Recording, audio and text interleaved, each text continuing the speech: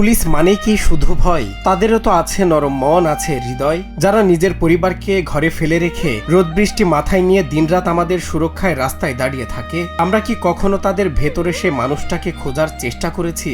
এই যেমন তীব্র রোদ আর যানবাহনের বিকট হর্নের মাঝে যখন লাঠিতে ভর করে কাঁপছিলেন এক অসহায় বৃদ্ধা মা, চারপাশের ছুটে চলা কোনো গাড়িরই যেন একটুও সময় ছিল না উনার দিকে তাকানোর। গতিময় এই শহরের বুকে ওই মা যখন বড্ড বেশি একা, ঠিক তখনই সামনে এলো এক পুলিশের মানবতা। সব ব্যস্ততা আর ডিউটির কঠোরতা একপাশে রেখে এগিয়ে এলেন এই পুলিশ সদস্য, যাকে আমরা সবসময় শুধু শাসন করতেই দেখি। আজ তিনি দেখালেন এক পরম সন্তানের মমতা।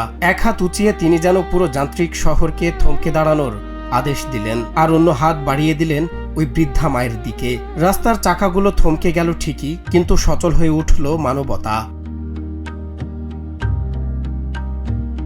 হৃদয় ছুঁয়ে যাওয়া এই সুন্দর ঘটনাটি ঘটেছে পাবনার একটি ব্যস্ততম মোড়ে। তীব্র রোদ আর ডিউটির ক্লান্তি ভুলে পাবনার এই ট্রাফিক পুলিশ সদস্য যেভাবে নিজের দায়িত্বের বাইরে গিয়ে এক অসহায় মায়ের পাশে দাঁড়ালেন, তা সামাজিক যোগাযোগ মাধ্যমে এখন সবার মন জয় করে নিয়েছে। ক্যামেরার ফ্রেমে ধরা পড়া এই দৃশ্যটি আমাদের মনে করিয়ে দেয়, ইউনিফর্মের পেছনে থাকা মানুষটার বুকেও একটা ভীষণ নরম মন লুকিয়ে থাকে।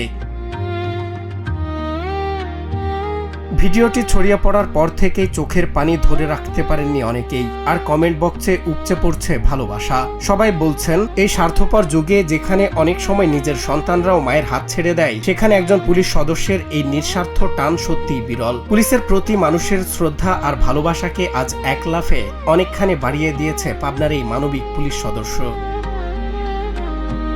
দিন শেষে হয়তো ডিউটি শেষ হবে, এই ব্যস্ত সড়কের জ্যামও একসময় কমে যাবে, কিন্তু পুলিশের এই ভালোবাসার গল্প দাগ কেটে থাকবে প্রতিটি মানুষের হৃদয়ে। হাজারো নেতিবাচক খবরের ভিড়ে এমন একটি দৃশ্য আমাদের নতুন করে বিশ্বাস করতে শেখায় যে পুলিশ আসলেই মানুষেরই বন্ধু।